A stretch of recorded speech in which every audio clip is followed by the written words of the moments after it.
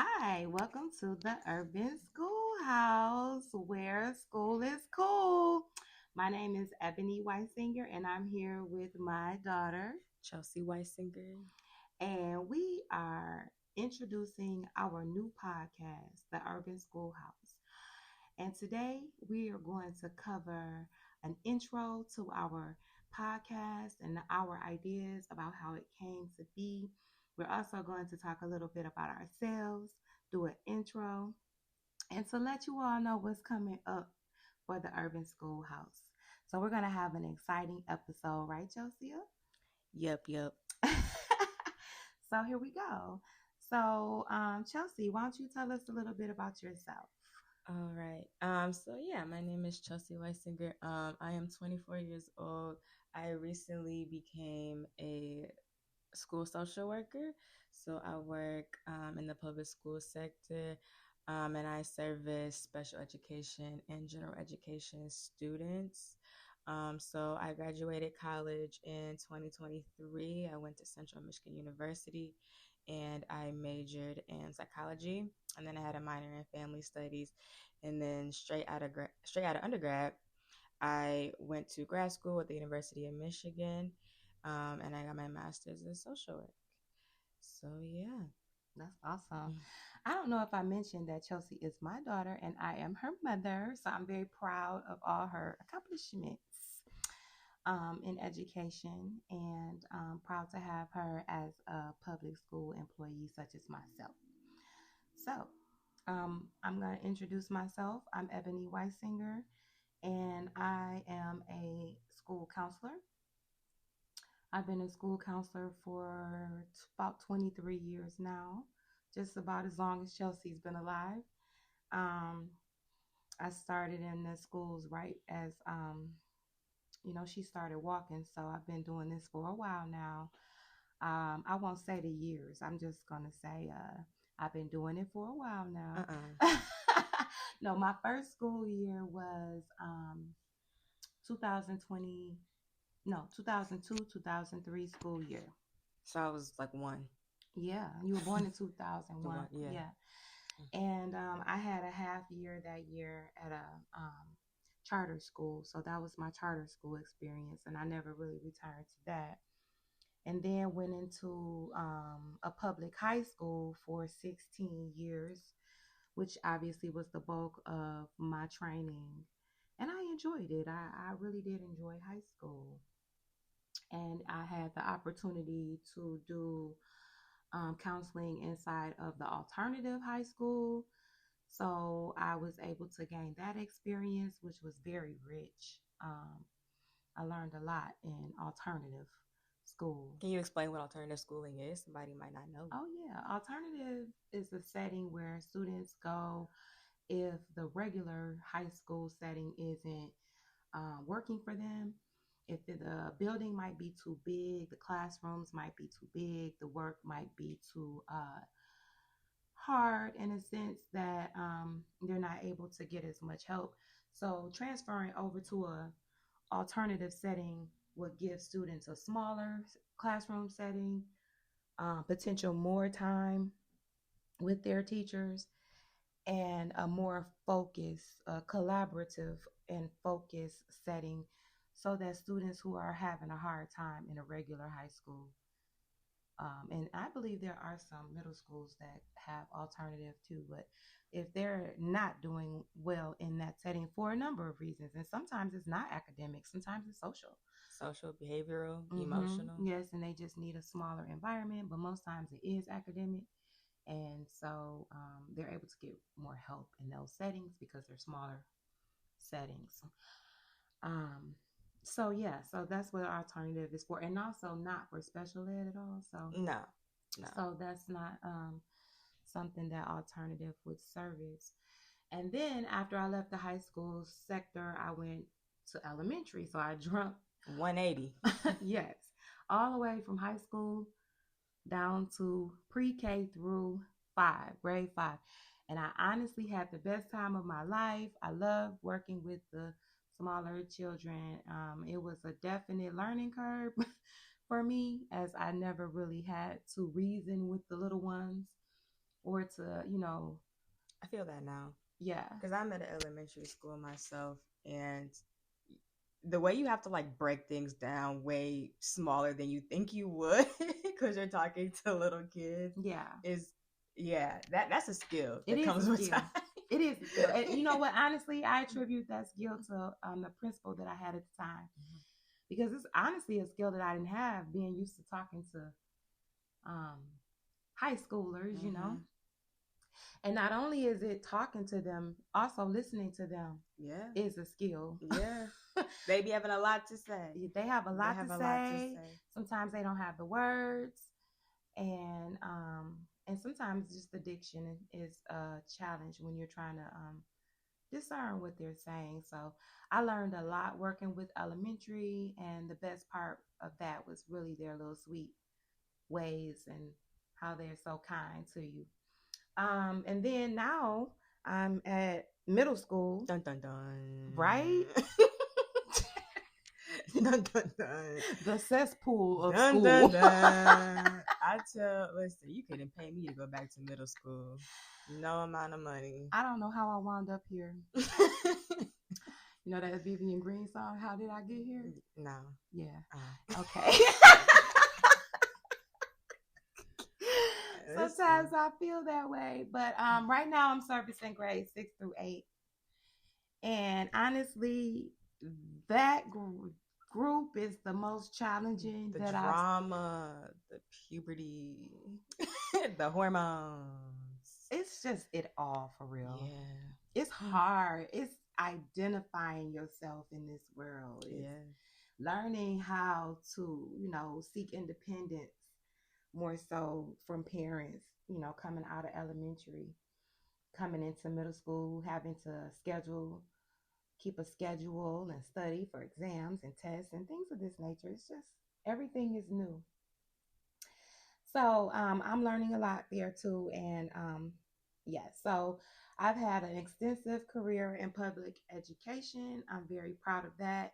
I attended Grambling State University, which is HBCU. Period. And that's in Louisiana. And then after getting my bachelor's in psychology from there, I then went on to get my master's degree from Louisiana Tech University. And again, I became a school counselor after passing my test and becoming certified in 2002. So that's a little bit about me. And yeah, that's it. Period. So, what made you, first of all, major in psychology? Oh, okay. So I really wanted to learn more about myself more so than anything. I feel like it was something that I was trying to do in order to understand my life circumstances. So, Tea. yeah, I know, right? All the tea. I wanted to understand my mother better, my father better. I wanted to understand my life better. So I figured that I would study human behavior. And I knew I ultimately wanted to kind of be a counselor or something dealing with that. At first, I wanted to be a school psychologist because, no, I wanted to be a psychologist, a child psychologist. And then I think I just didn't want to get a doctorate. So I became a school counselor. Transparency moment. Yeah, a doctorate is a lot. It is a lot. Is crazy. It costs a lot. It's a lot of time. And I was ready to just get out here and work. I feel that. Yeah. It's a lot. And I wanted to work with kids, so I just wanted to get on out here and work. Yeah. I feel like that was like our predestined path because working with kids and education runs in our family. I feel like we were always exposed to it. Yeah, absolutely. We had a family daycare in our family for years, and my mom, Chelsea's grandmother, and my two aunts, Chelsea's great aunts, for a long, long time, over 30 years, ran a daycare center, which was always full and never advertised. So Yeah, just word of mouth. Like they're Yeah, like referrals. definitely. So we were very familiar with all the families that came through there, and they were treated like their own. And plus, my grandmother, she always took care of children. She took care of me. She took care of so many kids, and over the years, and I just think it runs in our blood, like Chelsea said. So That's what it's given. it That's really what it's it given. very much is given. This is what we were meant to do. Yeah. Yeah. So here we are. So Chels, how Hmm. do you think we came up with the idea for the podcast? I feel like we've been talking about it, but we just never really like locked in. Right? Yeah, we weren't locking in, y'all. To be completely honest, um, But we locked in now, we though. locked in and like clearly and learned what it actually takes to make a podcast. I think, yeah, how you're saying it was a learning curve because I listen to podcasts sometimes, but I always thought like how do they actually come to fruition? But what about all these conversations that we have? We have a lot of conversations, We have so much conversation. and you don't want to be hearing me because I wanna hear her. I think no, I think what I'm trying to say is in this line of work, you hear a lot of stuff. You hear a lot of hard, heavy things. And I think my mom has done a great job at mastering boundaries because the lines can definitely become blurred when you're in this type of work. Um, and when your heart is so big and you have such a passion for your work, it's really hard to not take it home with you. And it's something that I'm still learning myself. So sometimes I don't talk to my mom about something or just get her advice, and she's like, "Okay, I just got home. Like I don't want, like girl, bye. Like I don't want to." She stay talking to me about other folk cheering. That's what I Because call the I'm just like, and also children. I'm like, it's literally free advice, free professional advice. It is. Like, why would I not? And then on top of that, like, I think it's another layer of me being new to the workplace, being new to the workplace as a Black woman, especially working with students of color, having that cultural competency. How do I navigate myself in these spaces? How do I properly advocate for these kids that are historically underrepresented or misrepresented? And fall through the cracks. Fall through the cracks. It's a lot. I feel like being in these fields where we're also underrepresented, how do we show up? How do we show up being okay to be labeled sassy or aggressive or mean when we're just passionate Yeah. about what we do and our work? It is a lot to navigate. And when I was in grad school, and I was going through my internship. I was basically a whole therapist. I was a whole child therapist. I had a whole full caseload. The caseload for an intern should have been six, and I had 12 or 13. So I was doing the caseload of basically a full therapist, a full employee. And I had children from ages 7 to 17. So I had a wide range, and they all had a wide range of different things going on in their lives. And me being a student, I think that's also, I mean, that's a whole episode within itself, but I feel like I wasn't really taught boundaries in school or like how to deal with what I was hearing. And it was a lot. Um, that was a lot. And I would go home and I would just feel drained and I would feel sad. And I didn't know how to just like put it down. So I think this podcast is a great outlet for us to share what we know and our experiences and our opinions For sure. and things that people may not know because I didn't know a lot about this field. Um, it was never my goal. Like 5 years ago, I never thought I would have became a social worker. I knew I wanted to major in psychology. I knew that in like seventh grade. Why did you want to major in it? I think because you did it. Hey, hey. Honestly, I wanted to be a dentist, and then I didn't want to go to medical school or dental school. Right. And we Um, didn't want to pay for it. no, and didn't. And kind of same thing. I like learning about people. I like learning why people do what they do.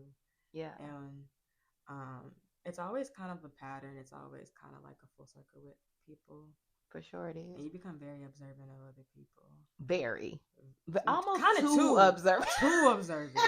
Right. I'm always observing. Because whenever I'm talking to somebody, I got like an assumption in my head, and they say something that confirms what I was thinking, I'd be like, yeah, That's yeah. it. Like, that's it. Okay, so what about the urban part of it? Like, honestly, I'm gonna take that. I Okay. asked and I'm gonna answer. You see Okay. how that go? Yeah, okay, sure. Okay. Like for me, because we are living in a city, big city, Detroit, um, a lot of our schoolhouses are in urban settings, and for me, I want to be able to provide assistance. And that kind of leads us into what listeners would gain from tuning in from us, to us rather. And that's just giving our professional opinion about the things that we see every day, whether it be how kids come to school, how they, what their attendance looks like, what type of clothes they come to school with, what type of smells they come to school with, parental involvement or lack thereof, IEPs, and for those who don't know what an IEP is, Chelsea, why don't you let them know? Yes, it is an individualized education plan. And if your child attends a public school, they have a right to receive an IEP. And it's a whole process. Either a teacher can initiate it, but then there has to be parental consent. Or a parent can come to school and say, "Hey, I want my child evaluated." It can be for a number of different things. It can be emotional, cognitive, so their um, brain function, behavior, physical. Like if they have a physical disability, it could be hearing loss or deafness. It's a multitude of things where a child may need an IEP, where they're getting accommodations for their schooling, and then it's curriculum modification, right? It depends, because you can have IEP and be in a general education that's setting. True. No, that's true. But I think I was like preferring to like the difference between that and a 504, which we could talk about one day, honestly. But there are also other options other than IEPs to help students with accommodations, and the 504 only has accommodations. And if you have an IEP, you're basically saying like this diagnosis that they may have in the school, like school psychologist, if there is a physical therapist, if there's an occupational therapist, if there's a speech language therapist, or me, in my case, as a social worker, I look for mostly autism, or ASD, autism spectrum disorder. I look at that more so. Any of us can create a diagnosis, but the diagnosis has to impact your child's education. So you can have the diagnosis and it not impact your education at all. Right, and then you don't qualify. Then you don't qualify for it. So we really want to educate parents in is it okay to say the hood? I mean, I guess. We want to educate the parents in the hood. Is that all right? The city. Okay, cool. In the city. And not just Detroit, all the cities. Chicago, LA, all around. And I feel like we could do ourselves a service. Some of the parents are young and they don't know a lot of these things. And I want to make sure they know so that they can advocate for their kids. Right, because half the time I talk to parents about rights that they didn't even know that they had. Absolutely. With the state. And a lot of times the school not going to tell you your rights. I hate to say that, but at the end of the day, you have to be the one who knows your rights. Because the school personnel may tell you. We're supposed to, but it's not always done. But they may not, because at the same token, it costs them work once they now tell you this. So honestly, I want to just get it out to all the people of color. What they can do to advocate for their kids, even if it's just the smallest steps. We have to be there for our children educationally if we want to get out of them their greatness. So that's why we're doing this podcast. So my daughter will call me and talk about her students. And so we're just going to start recording our conversations, ladies and gentlemen. I'd be lost, man. I'd be lost. And it's hard because when you first start being a professional and you're like, what do I do? And they looking at you like, well, you the professional. Oh yeah. That Oh yeah. Like I have a principal tell me, well, I trust your decision. I don't trust myself. Let me call my mama. I really know. I have called my mom at work before. She has. Because I'm like, I don't know what to do. And I literally said, if you were me, what would you do? Well, how is my advice? It's good. Oh, y'all hear It's that? good. That makes me feel good. That makes my heart smile. Okay, so what um benefits as far as resources will our listeners receive, Chose? Like we were just saying, I think knowing our rights, I think especially in this day and age, um, especially Black people and people of color, knowing their rights is a huge thing. Because, like how you were saying, some people, even though it should be outwardly given, it's not always outwardly given. No. And knowledge is power. The more you know, because I don't think, especially like in our sector, like parents have a lot of power. If a parent comes to us and says, I want my kid evaluated, it has to get done within right. what, 30 days, 30 school days? It has to get done. That's or else right. they can go to the state. So just literally just saying that, okay, then we have to move. Right. So I think that's really important. I think knowing the behind the scenes aspect, I think especially with social media and this course that I've seen, there's so much disconnect between parents and education workers, education professionals. I feel like it's such a disconnect. I think they don't really understand each other because I mean, no parent is perfect. Parenting is hard, especially and no in the teacher city. is perfect, No and teaching perfect. is hard. Teaching is hard, and I feel like even what I've noticed in my field, we get put between a rock and a hard place so many times because social workers, counselors, teachers, we have licenses, we have certificates, and if we don't follow certain things, then they can be taken. And so it's hard to make certain decisions, right? Because like you're empathetic to the family, you're empathetic, but you're like, I want to keep my job. So that part, I need those coins. Yeah. So yeah, it's hard to make certain decisions sometimes. But one thing I've learned over the years is to trust myself, and sometimes that means doing things that's unpopular, and sometimes that means not doing things that people are pressuring you to do. So basically, stand on business because at the end of the day, it is your business. So you have to stand on it. Whatever choices you make in education, you have to be able to stand on them. Yep. And you want to do things that you can look at yourself in the mirror every day and know that you did the best you could. You know. So trust yourself, believe in yourself, and understand that you alone are the person who has the call when the call is yours.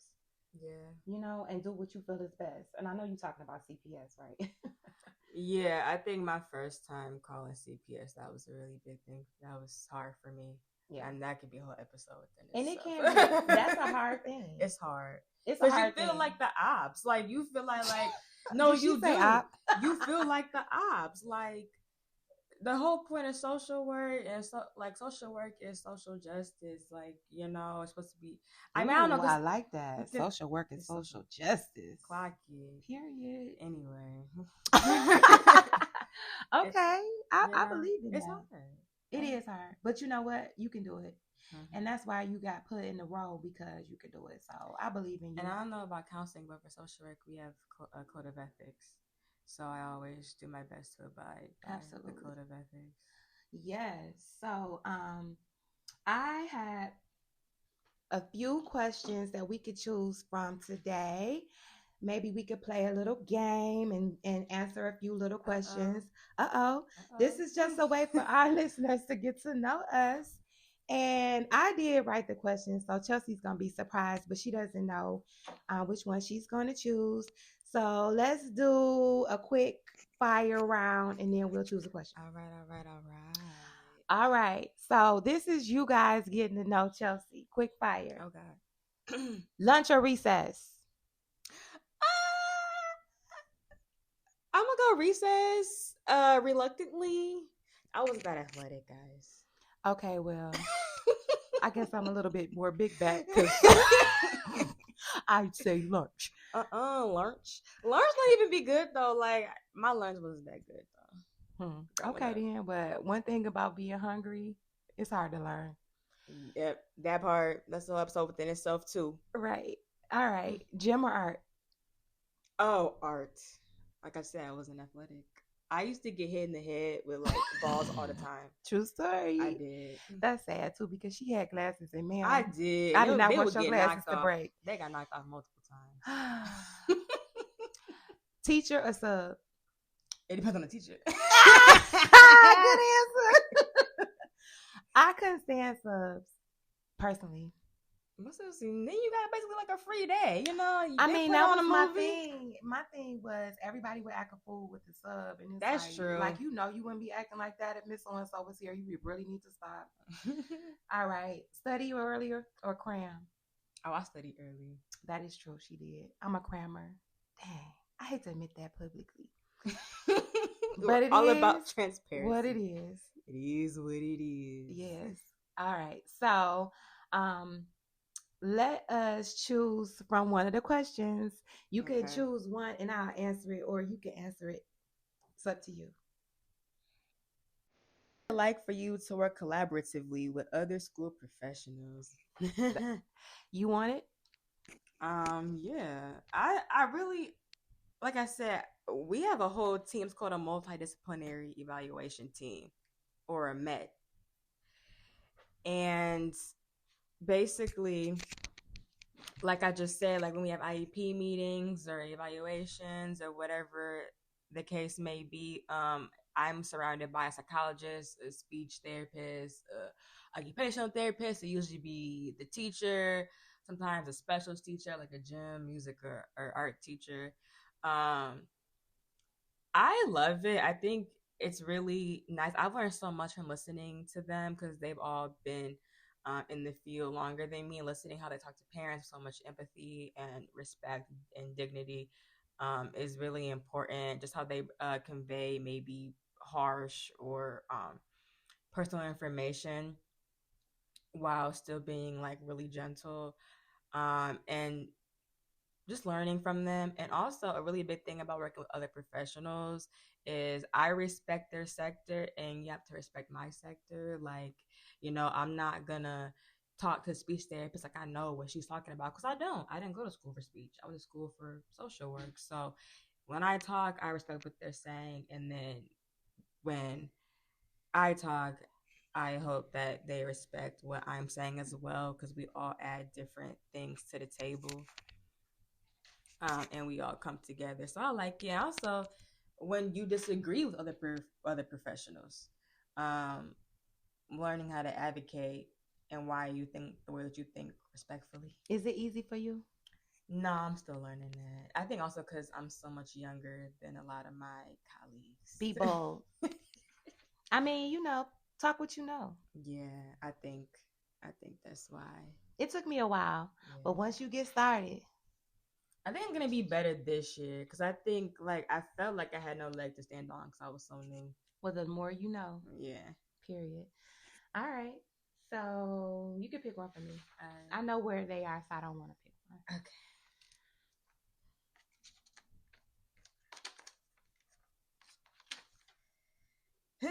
What is the hardest part of your job? Oh. Okay. Well, I honestly got a couple of topics I'd rather not deal with. So I'm gonna just talk about that. I have an issue with suicide. Um, first of all, it's sad to talk to kids about death, period. But the act of death upon yourself is hard for me to discuss. I do it because I have to. And in middle school, I have to deal with students saying it arbitrarily at will because they're angry, because they're in trouble, because they're mad, and I have to take this thing seriously every time. I think kids don't understand that, because I've had a first grader say that. Oh yeah. And I was like, "Do you know what it means to kill yourself?" No. It's like I feel like it's because it's really normalized. Yes. To just say it passively. Yes. But it's like if you say that and we hear it, we have to take it Exactly. serious. So honestly, how I deal with that, I take it to the max. I call the Mhm. mama. I make them come pick the kid up. I make them. I don't make them, but I try to get them to go and get a psychological evaluation. We can't require that unless we pay for it. But at the end of the day, um, usually the child is saying something like, "Don't call my mom," or "I didn't mean it," and I just always do because Mhm. there is no way not to. So I just take it very seriously each and every time, but it's hard. It's taxing. I hear it a lot. I talk about it a lot more now than ever in middle school. So it's almost a daily topic. And it's very taxing on one's soul. So that's the hardest part of my job. Cool. Yeah. Well, not cool. Just I like your answer. And then the emotional piece too. Middle schoolers are so emotional. Yeah, They cry. I was too. Oh my God, they cry. They cry worse than the babies. So, I mean, shout out to all the middle schoolers. I guess it gets better. Stay the course, kid. Stay the course. It gets better. Because when you're young, you think that that's like the most important thing. Like, I feel like it's hard for kids that age to like realize like you're gonna get past this. Like, this isn't your whole life. You know. Yeah, Yeah. definitely. It's not your whole life, thank God. Mm-mm. Anyway, do we want to do more quick fire and one more question? Yeah, we can do like two more. Okay. So you can pick the next one and you can answer it. Who was your favorite teacher and why? Hey. Let me think. I would say the first teacher I like still vividly remember is probably my kindergarten teacher. Miss. Yeah, What's her name? Mrs. Nevers. Mrs. Nevers. Hmm. Why? I don't know. She was very sweet. She was very good at her job. I remember like when we had nap time, she would light this candle. It was very calming. It's very much a fire hazard. Yeah, it was, but it's I know. okay. No fires happened. At least when I was there. You said she was a good teacher. Like, Yeah. how? You Why? could tell she really loved her job. Um, I really liked reading with her. She was just very good at explaining things, and you could just tell that like she wanted to be there every day. And dealing with a bunch of 5-year-olds, I really cannot imagine. And now that like I'm older, I'm like she must have been exhausted. Yeah. But she showed up every day. She was great. Yeah. I remember Um, Mrs. Nevers too. yeah. Who else? Honestly, She had teacher vibes all over her. no, she did. Like that. Like when people have a calling, like that was really her calling. Yeah, for sure. In middle school, in middle school, eighth grade history with Mr. Center. Oh yeah, Mr. Mr. Center. Center. He was great. He cared. Again, when people have a calling, like I remember we had tests. We have a history test, and they were like long tests. And every time we had a test, the morning of, he would do early morning reviews. So we would get to school before the school even opened, and he would stand by the door and wait for like half an hour. So he would let everyone in, um, and he would literally like go over the test. He would sometimes give away answers, Yeah. and his wife would bake cookies, and he would have hot chocolate. I mean, that's how you draw them in. Mm-hmm. Kids love And food. he was like, if you miss this, like you are sorely mistaken. Another thing that stands out is if you don't know me personally, I have glasses, and I can't really see far away without my glasses. And since our last name is W, I'm always in the back of the class. And I couldn't really see when he would lecture. And so he started to let me sit at his desk so I could see his computer screen. So every day when he would get up to lecture, he would get up, he'd say, okay, come on, Charles. So he would get up and he would sit at his stool, and I would sit at his desk. That's a funny story because when I was in grad school, right before I was gonna graduate, I was big and pregnant with you. and I could no longer fit in the desk. Um, the one part desk you slide into. So I wound up at my teacher's desk for the last couple of class meetings and the final exam, and he sat in mine. So that's funny. Yeah. So I really think we covered a lot today. Yeah. What about our socials? Do we have social media we want to? Oh, yes, we do. So y'all can follow us on Instagram at Urban Schoolhouse Podcast. Also, we are on TikTok at Urban Schoolhouse Podcast. Whoop, whoop. I didn't even know that, y'all. Whoop whoop. Yes, yes, yes. Y'all can follow us there. We'll be coming out with new episodes every Sunday of the month. And our plan is to basically follow the academic calendar. So we're gonna kind of be going along with what schools are usually talking about. So September, back to school. So this is our 4-part back to school series. Welcome back. And then in October, it is bullying awareness month, bullying prevention month, something like that. So we gonna stop bullying these kids so they can stop bullying other folks' kids. Yeah. Be nice to the children. Be nice to the children. Why can't we be friends? Right. So we're gonna be talking about that and be nice to teachers too. Oh yeah, because we're not gonna be bullying teachers this year, y'all. No, that's so played. So that's what's to come for us. I think that's exciting. It's gonna be good. I'm excited. Y'all excited? Hey. Oh. See, we play too much, y'all. Anyway, way too much. Okay. I think that is it for our very first episode. Okay. So we will see y'all next week. So that would be September 14th. Tune in. We're gonna start the back to school series. Periana. We're gonna teach y'all all about what to do to make sure the kids are on point for back to school. Period. All right, now this is Eb and Chelsea signing off. Okay. The Urban Schoolhouse, where school is cool. Cool.